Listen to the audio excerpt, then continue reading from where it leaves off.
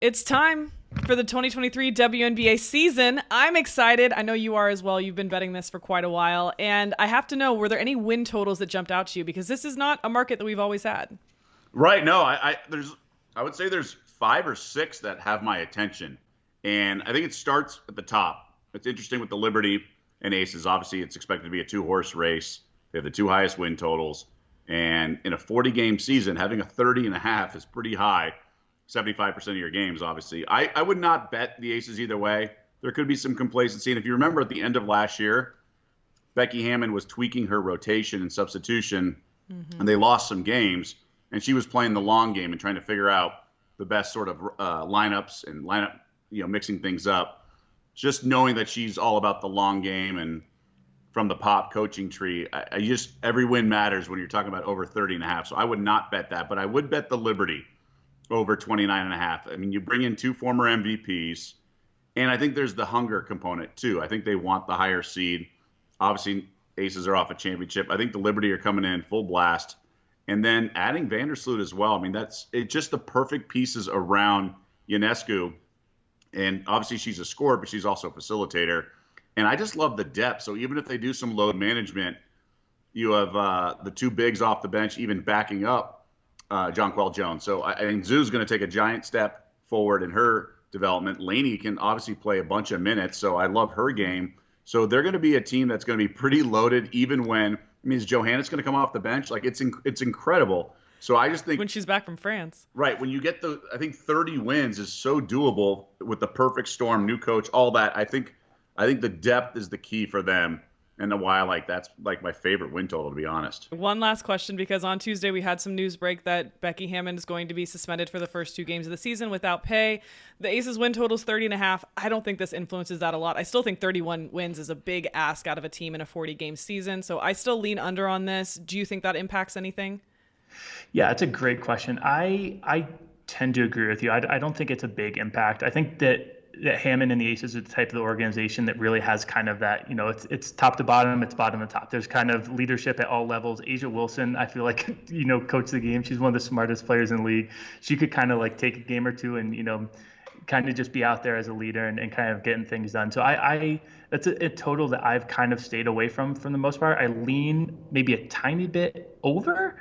If anything, I know that's crazy to ask for 31 wins, but I do think that this team is going to be, I think that there's going to be some big blowouts. I think there is a tier that they are in that not many teams can touch. So I would skew over, but it's not a bet that I find must make right now in terms of their win total. And I don't think this Hammond news moves me much in either direction on it.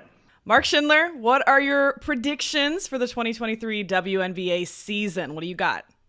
Oh, man. I think the first one that I want to rip off is that as much as everybody's making it, the Aces and Liberty are both going to make it to the finals. That's what this whole season's building towards. I don't know which team it will be, but I think one of them is not going to make it. Like, I think just based on how things go, everybody's painting it as if some picture perfect thing's going to happen this year. That's just very rarely how it ever does. So I would be pretty confident in saying right now, like at least probably like 50-50, that I think one of those teams ends up not making the finals. Not making the final. If you had to pick which team is it? Oh, no, you can't put me on the spot like that. I'd say probably the Liberty, just because, and that's like, less the time Liberty are together. going to be fantastic. But yeah, exactly. It's their first year together. Are there any teams that you're expecting any surprises from this season? A surprise, not necessarily, because I feel like they have what they need. The Atlanta Dream and the Connecticut Sun. Okay. Obviously, like I mentioned previously, all the attention is going to the top two teams on paper, the Liberty and Aces. But I really think that Connecticut and Atlanta Dream could shake some things up. And Atlanta right now, minus 550 to make the WNBA playoffs. So high expectations for them to make the playoffs. Do you think that that's earned? Do you think that's right for them? Yeah. The pieces that they have, they bring back Ryan Howard. They bring back Cheyenne Parker. They bring an experienced point guard in Danielle Robinson, who's played in the WNBA finals before. So she has that extensive playoff experience. You bring in Alicia Gray, and then high-level collegiate players in Haley Jones and Leticia Mehier and Leah Brown from Michigan. So those are some really good pieces. They understand, obviously, this would be their first taste at a professional season, but they understand what it takes to play in really tough and important games, and for the two of them, even win it all. So I think that's pretty spot on for Atlanta. I can't wait. I'm happy for them. The Connecticut Sun right now are listed at about 20.5. I've seen at some books, and I love that over. They're a team that has year in and year out, even with the changes that we're seeing without JJ, they've consistently kind of beat that number. And the additions that they've added, I think, work better to complement the core that's still there, where you've got AT, you have Dewana, you've got Bree Jones back, and then you're adding the length of Rebecca Allen. You're adding a scorer in Tiff Mitchell, in Tiff Hayes, which is something that they needed significantly. And Ty Harris to potentially play some at the one, although we've seen Natisha in the preseason. And I think they already look like a team that's played together for a long time looking at those exhibitions. So they're going to blow past that total. I really think that the Sun have a great chance of winning 23, 24 games this year. The market opened their win totals at 20.5. I think it's been bet up to 22.5 at most sites. I would still lean on the under there, or on the over rather. Are you worried about the new coaching change? I was. I thought that was the biggest question mark. I feel a lot better about it after seeing them hit the floor a couple of times. Kurt Miller was somebody who was really, really great about maximizing talent for his scheme. But I think that what we saw last year, especially, is JJ and AT coexisting kind of hit a wall. Right. So as an organization, it's not just bringing in Stephanie White, but they've decided which direction they were going to go in. And obviously JJ asked out, so that's part of it.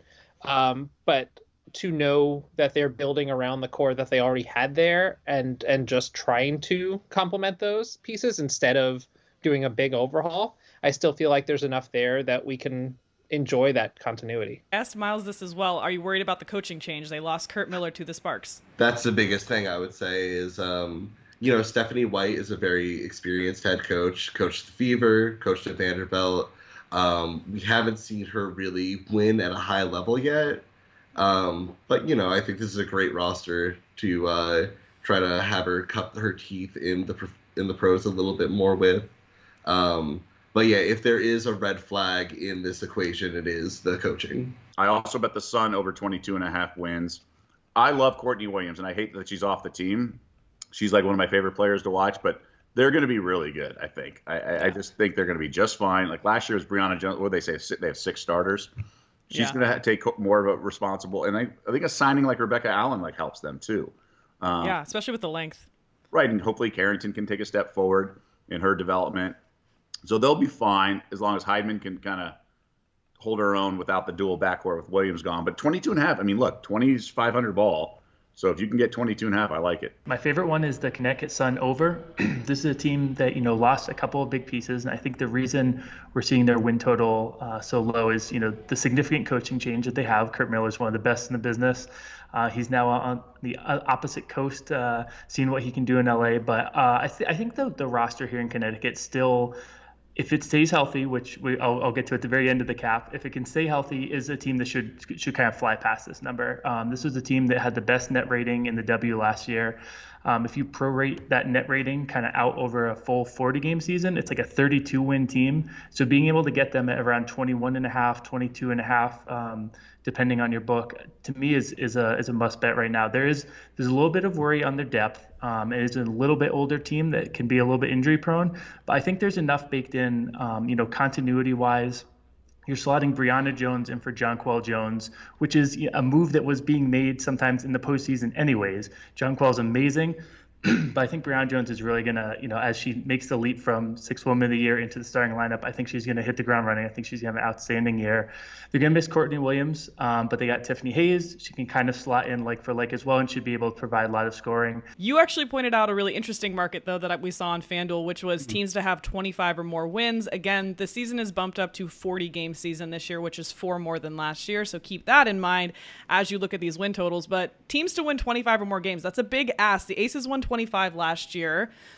Do you think there's a team that could exceed 25 wins this year? I do. I do. There's one team with great value. I mean, because I think a few teams will. I think Liberty should be able to get to, if not 30, at least 29. I think I grabbed their over at 28 and a half. I think Aces should get to 30. Um, Mystics, I think their line is at 24 and a half, so it's probably close to the same value there. But the Sun, who I think they opened at 20 and a half, which is crazy with the talent they have. So I took the over there. But for them at 25 plus is plus 550 on FanDuel right now. I Great love price. that. So as far as win totals are concerned, are there any that jump out to you? What's the Storm win total right now? The Storm's to win total is shockingly low, and I think I like the under. It's 13 and a half. It's Oh, 13 and a half. I'm taking the over on their. Okay, it's on at their minus win total. 106. Yeah, Yeah. I would take the over pretty cleanly. Like I could be biased just because I think Jewel Lloyd's incredible, but after being at Storm Media Day, they're really excited about what Ezzy Magligore is going to do in a bigger role this year. And I think it's already played out on court. We saw that in watching game one of the preseason. They're empowering her to control more of the offense. Do I think that they're going to be some crazy competitive playoff contender? No, but Jewel is she is a top 10 player in the W, without question for me. I think that defense is going to be better than people are anticipating. I would say they're probably top half of the league in defense for sure. So I'm bullish on them being probably slightly below or around 500. I'd definitely go over 13 and a half wins for them. I like the Sky under 16 and a half.